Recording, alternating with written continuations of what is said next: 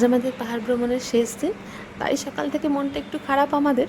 যাই হোক, আজকে আমরা গ্যাংটক থেকে এনজিপিতে যাব। আর এনজিপি থেকে আমাদের 6টার সময় শিয়ালদার জন্য ট্রেন আছে। তাই সকাল সকাল ঘুম থেকে উঠে স্নান করে আমরা ব্রেকফাস্ট সেরে চলে এসেছিলাম একটা ছোট্ট ট্যাক্সি ধরে বাইপাসের এখানে।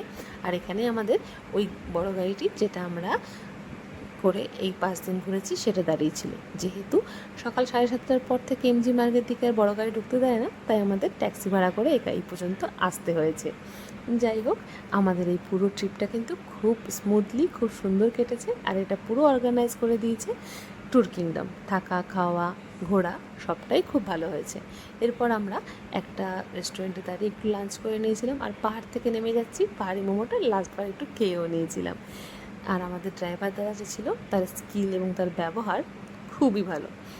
সেও কিন্তু ট্যুর অর্গানাইজ করে। তার নাম্বারটাও আমি ডিসক্রিপশানে দিয়ে দেবো, যদি প্রয়োজন হয় কন্ট্যাক্ট করে নিতে পারো।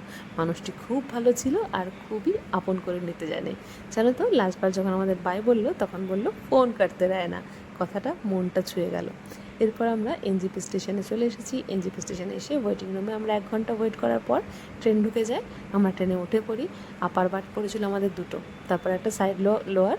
আমরা কোনো রকম একজনের সঙ্গে একটুখানি চেঞ্জ করে নিয়েছিলাম। তারপর রাতটা কেটে যেতে না যেতেই ভোর 5:30 নাগাদ ট্রেন আমাদের শিয়ালদা পৌঁছে দেয়। যাই হোক, ট্রেন থেকে নেমে যাই, আবার ডেলি লাইফে ফেরার পালা। ধন্যবাদ সকলকে আমার ভিডিওগুলি দেখ।